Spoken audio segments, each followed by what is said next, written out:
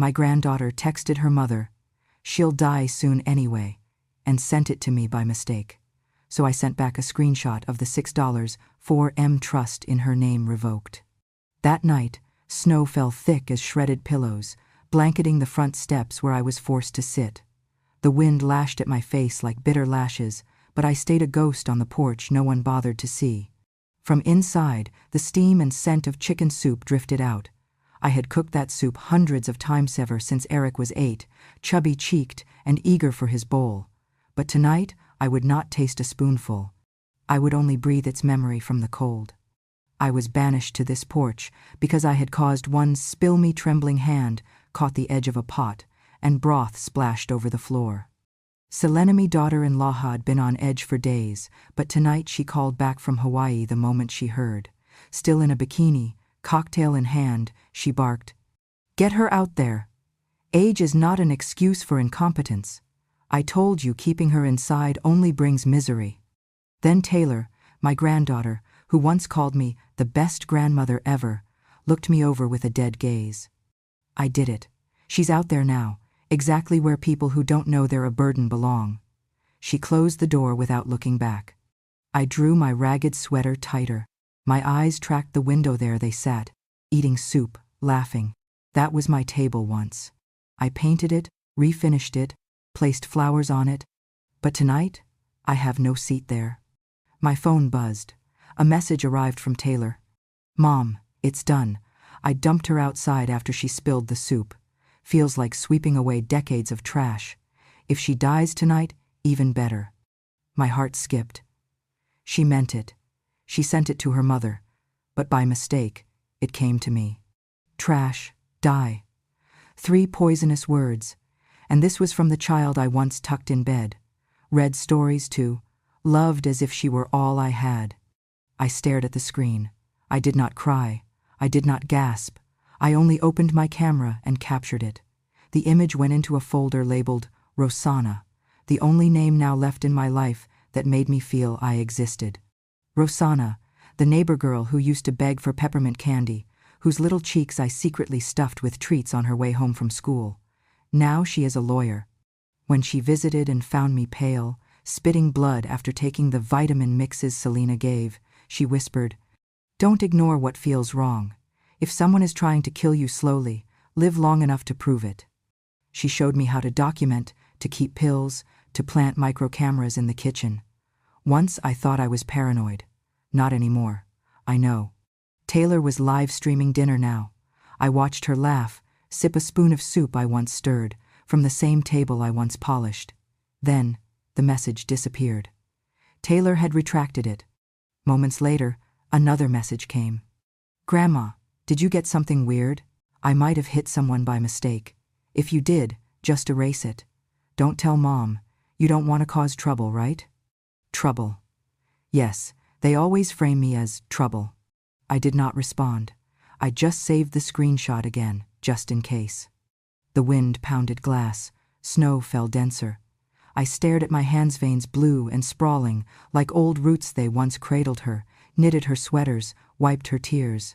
Now, they only collect snow.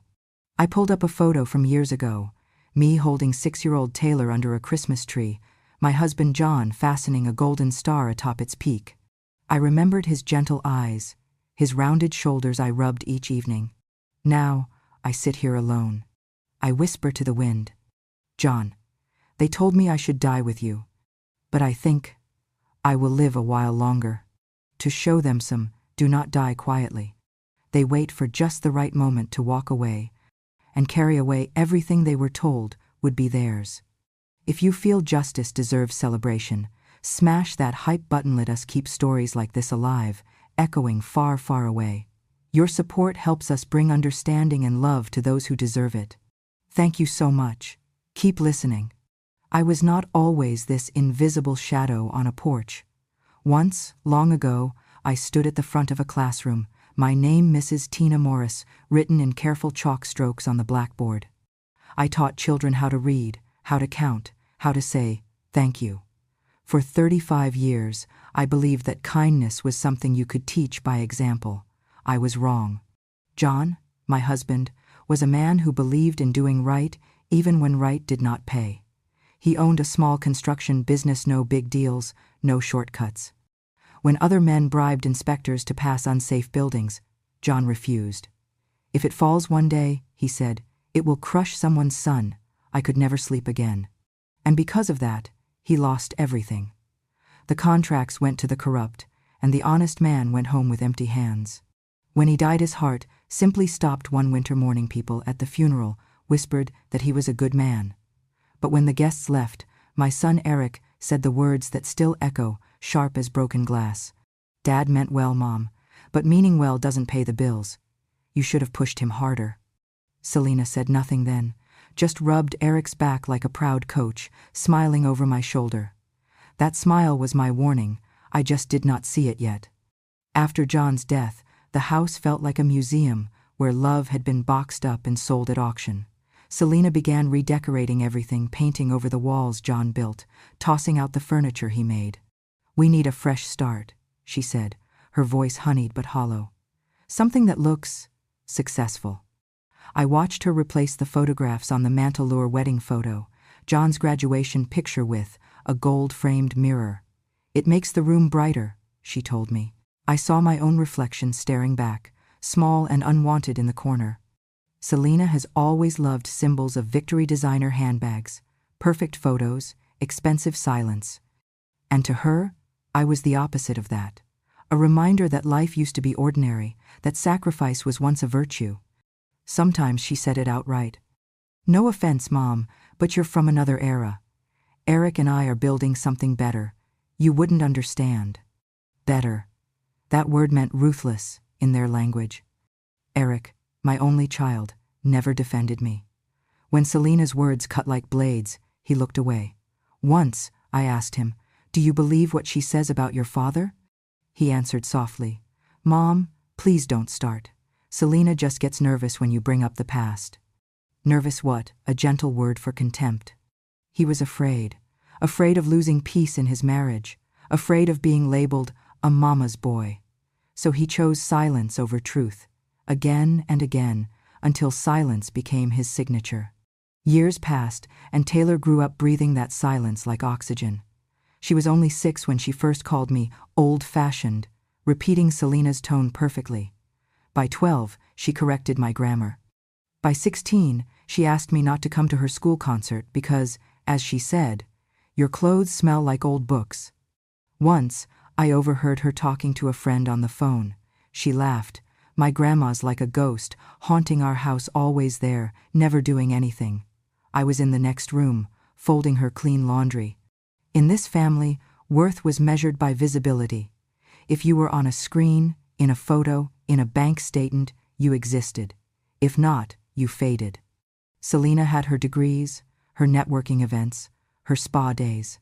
Eric had his job, his golf clients, his carefully rehearsed humility. And me?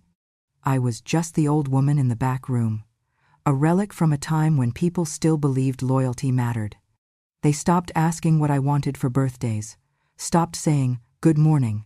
At Christmas, my gift came in a plastic bag, a scarf from a discount store, still with the security tag on. I remember one Thanksgiving when a neighbor complimented Selena on the turkey. She laughed and said, "Oh, Mom helped a little. She's good at small things." Small things. Like raising her husband's child alone, like teaching generations of children to read, like selling her wedding ring to pay for Eric's first semester of college. Small things, indeed. The cruelty was never shouted. It was folded neatly into polite tones, into the way they spoke over me, not to me. And Eric, the one person who could have stopped it, remained still, hands in pockets, eyes on the floor. When people asked about me, Selena said, "She's fine, just old." When they said they'd like to visit, she replied, "She sleeps early, best not to bother her." That was how I disappeared while still breathing. By the time I realized it, even the walls seemed to forget my name. I had become part of the furniture, something to dust around, something inconvenient to move. But memory is a quiet weapon, and I have always had a good memory. That night on the porch, when Taylor's message burned on my screen, I realized it wasn't the first time they had tried to erase me. It was simply the first time they pressed send instead of whispering behind closed doors. They thought I would fade like an old photograph. But they forgot. Photographs can be scanned, saved, and shared forever. But even when they tried to erase me, they forgot one thing. I am not a footnote in their story. I am the author of my own. I sold the little house my father left me, the one built by his hands, to help Eric pay off debts he claimed were temporary setbacks. I did it quietly, no fuss, believing that a mother's sacrifice should make things easier for her children. Then, I used the proceeds to loan Selena money for her nail salon money never formally acknowledged. When her business finally became profitable, her name was the one on the door, her logo on the sign. I was never mentioned, never asked for credit. I raised Taylor from the moment she was born. I held her through fevers, wrote bedtime letters in flowing cursive, bought her the small, upright piano she had begged for. I cooked her soft porridge, sewed her dresses, took her to the park when she was tiny, read her poems under lamplit nights. I believed love was the quiet thread that bound families together. I was wrong. Somewhere along the years, I became nothing more than that old smell, that fading presence. Selena would wrinkle her nose, muttering about the smell of old age.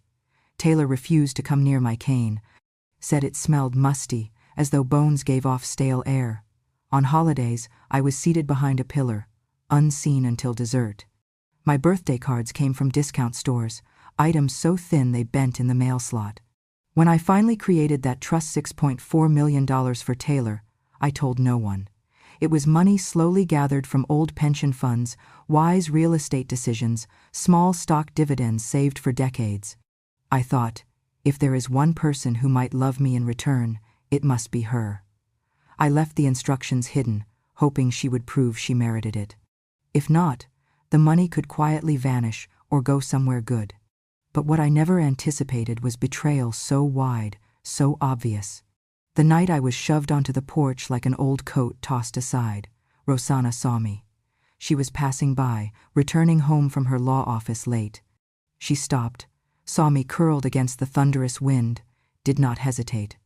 She came forward, wrapped her scarf around me, murmured, "Grandma Tina, why are you here?"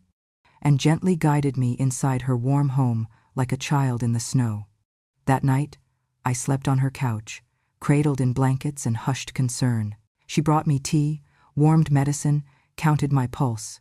In the small kitchen, she laid out a folder she had prepared earlier. Inside were documents, instructions, charts. She whispered, "I made this in case you ever needed tools. How to record, how to store pills, how to document faint voice if someone is trying to kill you quietly." Her eyes, earnest, said more than words. "If they want you dead," she said, "you must live long enough so they face what they did." He didn't just give me documents. She gave me back my name, my voice, my fight. I remember the ache in my bones that night felt less heavy because someone believed I still deserved a fight. The next morning, she gave me a pen disguised with a camera and tiny recording capabilities. She taught me timestamps, evidence packaging, the importance of keeping duplicates. When I left her home, dawn still cold, I felt the first spark of resolve in years. I began keeping a small journal. Date, time, what I ate, every pill I was given, every small twinge in my stomach. I kept the pills themselves in tamper-evident bags. I set up tiny cameras in the kitchen and living room. Rosanna helped with wiring disguised in curtains. I listened to whispers, caught slurred accusations, watched as they viewed me with contempt. I recorded them saying I was useless, that I should fade away. Even so, I persisted quietly. I still cooked what little meals they would tolerate, cleaned the small corners of their rooms, folded their clothes, but now with a memory sharper than ever. Each act of care was also an act of evidence gathering. I knew the moment I allowed pity to soften me, their contempt would swallow me again. Once, Selena handed me a pill she called vitamin supplement. I swallowed it, obediently. Later, my stomach tied itself into knots. I rushed to the bathroom, retching. Rosanna's lesson came back. Save the pill, note the time, record the reaction. I did. The next morning, I played back the camera near the kitchen, and there she was, her hand hovering over my glass of water. She abandoned it and left the room without addressing me. I saved that clip. Taylor would come in sometimes, stare at me when she thought I didn't see, tug at her phone. I felt the contempt radiate from her cold, calculated. She called me slow behind my back, spoke to friends about how I was dragging her future down. I recorded those conversations too.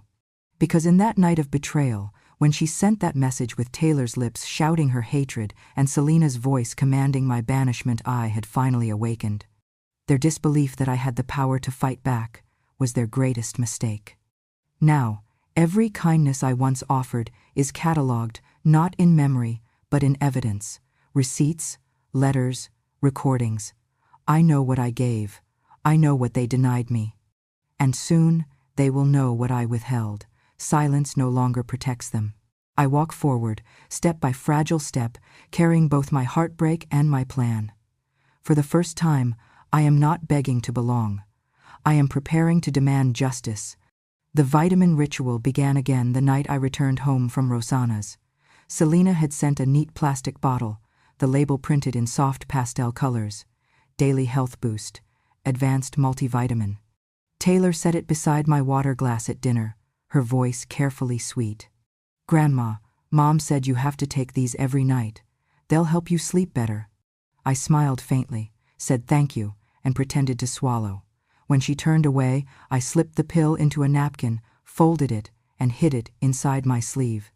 That night, I lay awake, the sound of wind scraping the window pane. My stomach twisted as if it remembered what the pills had done before, the cramps, the sudden cold sweat, the way my limbs had trembled until morning. My heartbeat felt heavy but steady. Fear had transformed into precision. The next morning, I opened my journal. I wrote the date, the time, the color of the pill, and the name Taylor had used. Then I used the miniature camera Rosanna had installed on the kitchen shelf, its lens hidden behind a small porcelain bird, to film my next dose. The camera caught the reflection of Taylor placing the bottle down, her phone in one hand, her laughter leaking through her teeth. Every night, I repeated the act, feigned swallowing, coughed lightly, hid the pill. I wrote down each symptom when I had accidentally taken one, each strange dizziness, each hour of sleeplessness. I noted the patter always after dinner, always when Taylor was home, always followed by that empty kindness that smelled like guilt. For days, I kept silent. Silence was my shield and my weapon both. I waited for them to speak without fear, and they did. Taylor's voice carried easily through the thin walls one afternoon as she chatted with a friend on speakerphone. I turned on the small recorder Rosanna had given me, a button pinned to my cardigan, no bigger than a coin. "I swear," Taylor said, her tone light, casual, cruel. "If Grandma would just stop breathing, this house would finally have some space. Mom says she's hanging on out of spite. I believe it." Her friend laughed. "You're awful." Taylor replied, "No, I'm honest. We'd all be better off. Even Dad says she's miserable to live with. He won't say it out loud, but I can tell." I paused the recording, sat very still. It felt like the air itself was listening. I saved the file under the same folder as the screenshot of her message. Then I whispered quietly, almost as a prayer, "That's one. The first proof." From then on, I captured everything. The sound of Eric's resigned sighs when Selena complained about me. The way he said, "Just let her, Besh'll be gone soon anyway." The way Taylor snorted in agreement. Every word became a thread in the tapestry I was weaving, one they would not see until it was thrown over their heads. 2 weeks later, I pretended to feel worse. I walked slower, coughed harder, kept tissues in my pocket. Taylor grew impatient. "You should take more of the vitamins," she said one evening, handing me 2 pills instead of 1. "Mom said double it if you're feeling weak." I looked into her eyes, smiled gently, and swallowed one, just one before, hiding the second in my palm. Within an hour, my stomach clenched, my skin felt clammy. I staggered to my chair, opened my journal, and wrote everything down. The handwriting shook, but I made sure every letter was legible. Then I photographed the page and sent it to Rosanna with a single line, "You were right." That was the moment I realized. Their comfort relied on my silence. So I decided to speak one piece of proof at a time. The next morning, Rosanna arrived, pretending to deliver mail. Her eyes met mine, calm and direct. She whispered, "We'll have the pills tested soon. Keep everything. Don't confront them yet. Just gather." So I gathered. Each night, I slipped another pill into a small glass jar, labeled it by date. My notebook filled with neat handwriting, page after page of evidence. I became meticulous, clinical like one of my old students, cataloging a science project. Only this experiment was my life. And yet, even as I built my case, part of me ached. How had it come to this, me, recording my own family, counting down the moments between each lie, each spoonful of poisoned kindness? One night, when I couldn't sleep, I turned on the tiny camera screen and replayed the footage. Taylor standing in the kitchen, holding the vitamin bottle, shaking it in her hand as she texted. Her face looked so young, so cruelly untroubled. I thought of the child she once was, the way she'd climb into my lap after a nightmare, whispering that she never wanted me to die. I had believed her then. Now I looked at her through a camera lens, a stranger wearing my granddaughter's face. That realization did not crush me. It sharpened me. The next day, when the morning light cut through the curtains, I closed my journal and whispered to the empty room. They think I'm dying, but I'm documenting. And in that simple sentence, the shift was complete. The victim they tried to bury beneath their convenience had learned how to dig in the dark, and she had found her first piece of truth. I took a deep breath in the dark living room and flipped open my phone. The air felt hollow, my fingers trembled. I opened Taylor's message again, the one I had screenshot her cruel words about me dying in the cold. Then I opened the secure folder where the trust documents lay, the documents only I knew were real. I composed a new message, one single line, "Revoked." Then I attached 2 images, the screenshot of her message and a photo of the trust document in my own name, now marked with a red stamp I'd added earlier, "Revoked." 2. Revoked. Below, I typed a quote I'd long held in my heart. "A person who lives by cruelty should not expect to be blessed." I pressed send. Let the world watch how dignity departs from cruelty. Moments later, my phone rang. It was Taylor's number. My chest tightened, yet I held my ground.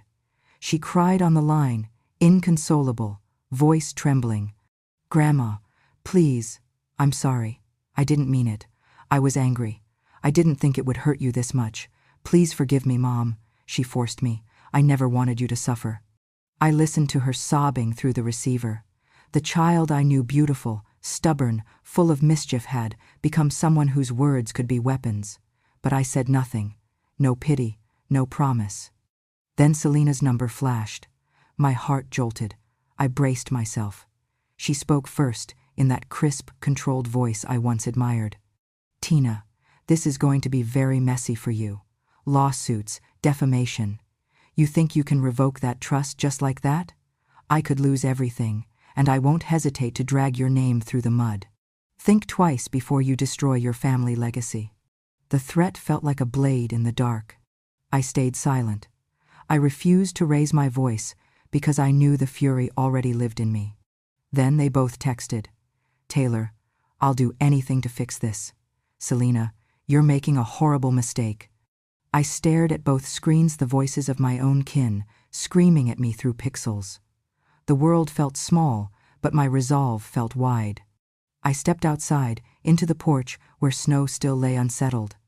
My breath fogged in front of me. I looked up at the sky, gray and unmoving. I whispered, "Let them scream, let them beg. They have dug themselves a grave of words." I walked back inside and closed the door softly. I thought of all the years I had given me youth, my sweat, my silent sacrifices. I had believed that love would shield me. Instead, I learned that love given without boundaries becomes an invitation to harm. I did not respond further. I did not call them back. I did not blink.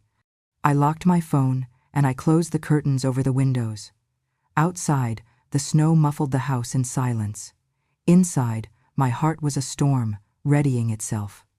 That night, I wrote in my journal, "They see me as weak, they see me as old. But I know what they fear, that I will stop asking permission to live. They will try to claw back their image of control. Let them. I will not shrink. As I drifted into sleep, a single thought stayed with me. This was only the beginning of reclaiming what was never theirs to take. The day Selena came home early from her trip, her heels clacked across the floor like punctuation marks. She wore a silk blouse and too much perfume. I knew immediately. She wanted something. "Mom," she said with a smile so wide it looked stapled onto her face. "We've been reviewing your medical coverage, and Eric thinks it's time we upgraded your policy. For your benefit, of course." She held out a thick envelope. "Just a quick signature here. It's routine, makes sure if anything happens to you, everything's in place to cover costs. Very standard. I've already pre-filled most of it." I looked at the paper.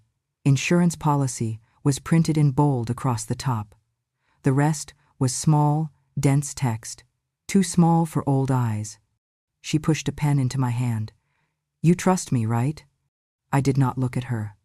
I looked at the pen. A gift from Rosanna 2 weeks earlier. "For peace of mind," she'd said. Inside was a tiny lens, disguised in the clip, voice activated. High-quality audio. I uncapped the pen, smiled back at Selena.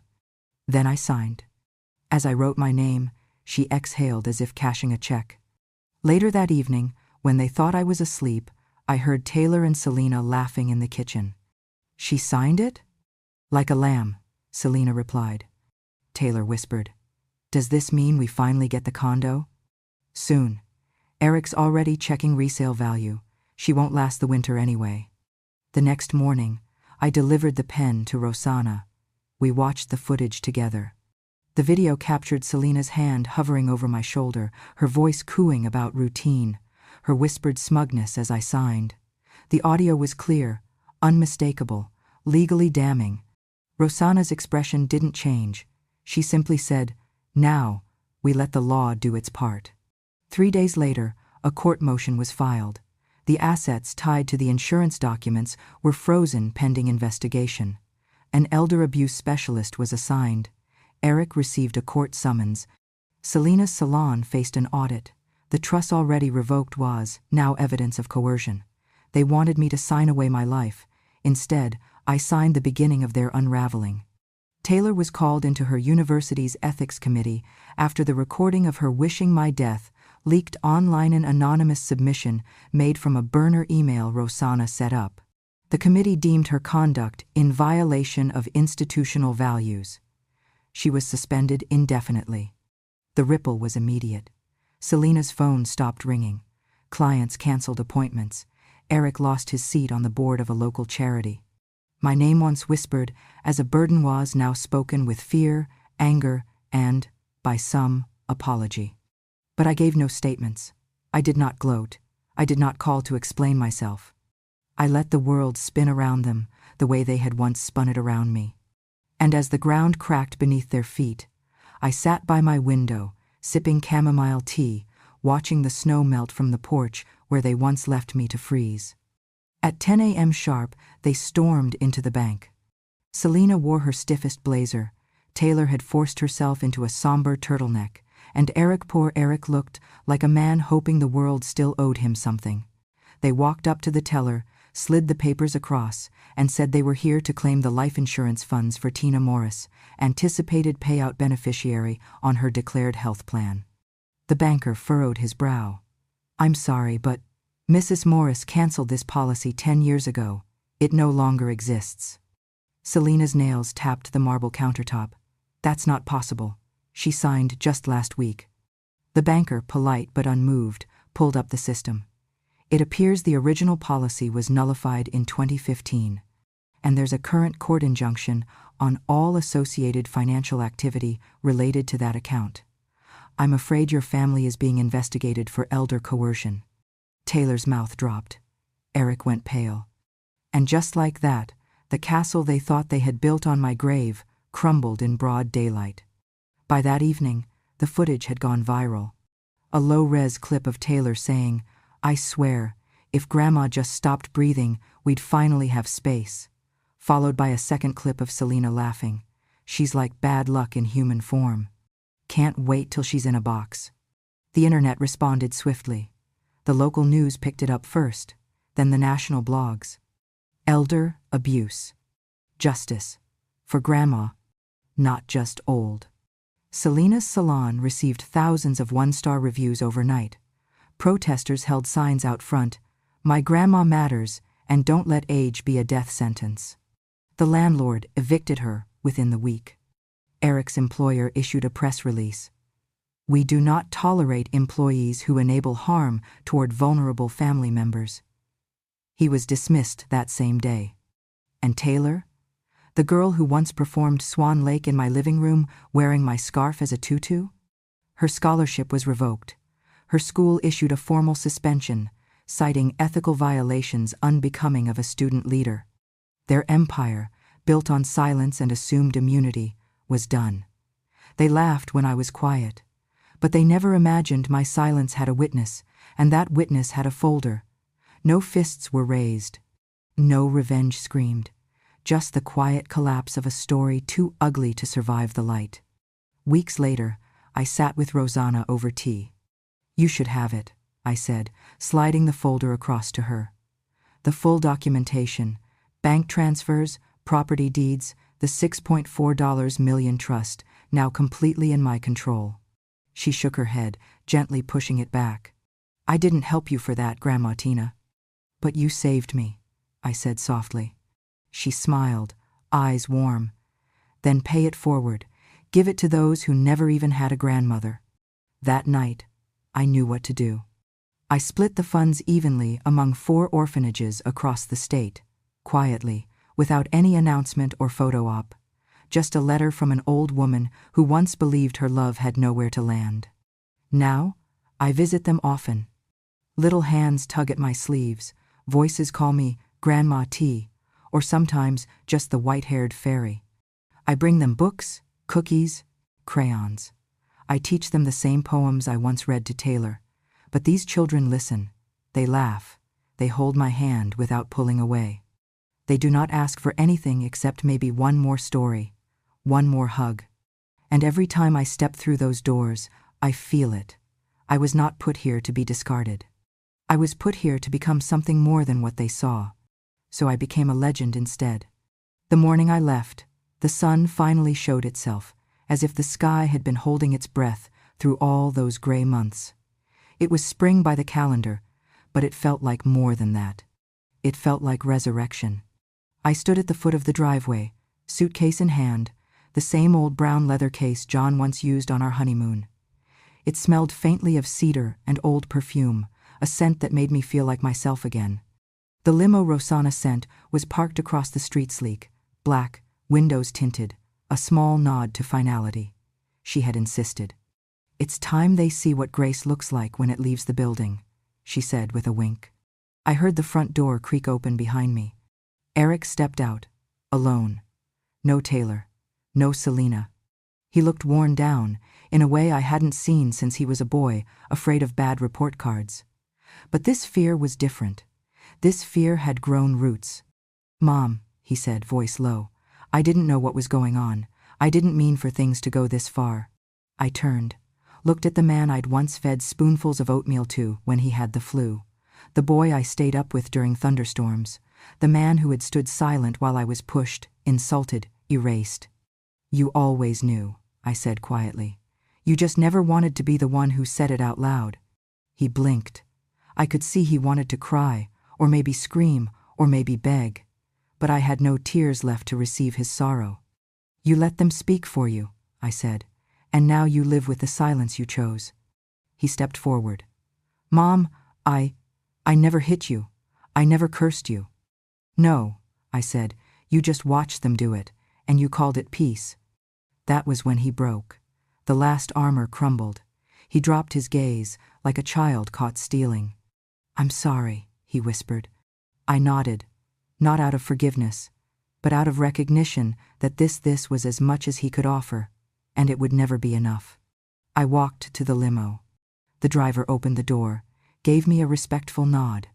Inside, the leather seats smelled like new beginnings. As the engine hummed to life, I looked back one last time. I didn't leave with bitterness. I left with the peace they never gave me. Eric stood in the doorway, the house behind him hollow and sunlit, but somehow darker than ever. And then we drove. The video went viral within hours. A neighbor had filmed it, me in a navy coat, silver hair pinned neatly, climbing into the back of a limo while my son stood frozen behind me. The caption read, "The grandmother they left in the cold just left them behind for good. She took the warmth with her." People shared it across platforms. Some cried, some cheered. The comments poured in. "This is what dignity looks like." "She didn't raise her voice, she raised the stakes." Some exits echo louder than any confrontation. But I didn't need their applause. I already had what I came for: freedom. I moved into a small cottage on the edge of town, near the orphanage I now visited weekly. Rosanna helped me furnish it minimal, sunlit, with bookshelves in every room. There, I wrote letters to the children, taught them to bake, showed them how to read maps and plant basil on the windowsill. They made me paper crowns, called me Grandma T. One girl with tangled hair whispered to me once, "I didn't know old people could be magic." I smiled. Only the ones who survive long enough. In the final letter I wrote I knew would be passed around long after I was gone, I said this: "I do not leave money for those who wished me dead. I leave love for those who once wished I would live. Kindness is not owed to cruelty. Silence is not forgiveness. And the truth? The truth will outlive you all." That house they tried to trap me in? It now sits empty, like a museum of bad decisions. The grass grows tall, the windows fog, and when people pass by, they do not ask, "Who lives there?" They ask, "Is that the house she left?" And yes, it is. I left it with nothing in my hands, but everything in my heart. The day was warm, not hot, not heavy, just perfectly golden. The kind of warmth that doesn't burn but soothes. The kind that reminds your bones that life can still feel good. Rosanna pulled the car up to the curb outside the orphanage, the third one we'd visited that month. Before she could even open the door, I heard them. "The fairy's here." A flood of children burst through the doors, their feet slapping the tile floor, their laughter spilling like sunlight. One little girl waved both arms in the air. Another boy pointed at me with wide eyes and shouted, "Grandma T, the fairy's back." I barely had time to steady myself before I was surrounded dozens of little hands wrapping around my waist, tugging at my coat, wrapping themselves around my fingers. One by one, they grabbed hold, and soon I was the center of a chain. They linked hands around me, circling, skipping, chanting softly, "White-haired fairy, white-haired fairy." I laughed, not politely, not softly, but loud, full and true. It felt like breath I had been holding for decades finally escaped my chest. I looked around at their faces, so many eyes, curious, open, unafraid. They didn't see my cane, they didn't see age, they saw stories, cookies, safety. They saw someone who came back again and never asked for anything in return. One small girl pressed a folded piece of paper into my hand. It was a crayon drawing me with a crown, them with big smiles. Above it, in shaky block letters, "Thank you for loving us." I knelt, ignoring the ache in my knees. I kissed her on the forehead. She smelled like sunshine and peanut butter. Behind the group, Rosanna stood on the orphanage steps. Her arms were crossed, her expression soft, still, proud. She didn't wave, she didn't speak, she simply nodded. And in that nod, I felt it. You made it. You lived. You chose love even when they chose cruelty. The children pulled me along as we walked in a slow circle around the courtyard. Their tiny shoes scraped gravel and dirt. I felt their grip on my sleeves, on my coat pockets, on my scarf. They weren't letting go. Not yet. Maybe not ever. One of the boys reached up, brushing snow-white hair from my cheek. "Are you really magic?" he whispered. I smiled. "Only a little," I whispered back. "Just enough to find my way here." Inside, someone was playing the piano badly, but joyfully. I knew the tune. I had taught it once, long ago, to a girl who used to believe in magic too. I looked at these children, No blood ties, no shared names, but love real, whole, and undeserved, and they gave it freely. That day, I did not feel discarded. I did not feel like a ghost. That day, I felt chosen. And in the sound of their laughter, in the brush of their hands, in Rosanna's quiet smile behind them, all I felt like something more than just a survivor. I felt like a legend, a living one, the kind who once sat in the cold, and now warms the hearts of those who never stopped believing in kindness. If this story stirred something in your heart, if you've ever watched someone rise from the cold silence of neglect and walk away with quiet power, then you understand what justice really looks like. At Grandma True Stories, we don't scream for revenge. We whisper the truth until it roars. So if you believe that no one is ever too old to be heard, that wisdom doesn't age, it sharpens, and that some exits are more powerful than any entrance, then please subscribe to Grandma True Stories. Tap that button, share this story, and help us keep the voices of women like Tina alive and echoing. Because when a grandma speaks, the world finally listens. Thank you for watching. I'll see you on the next porch with another truth we were never supposed to tell.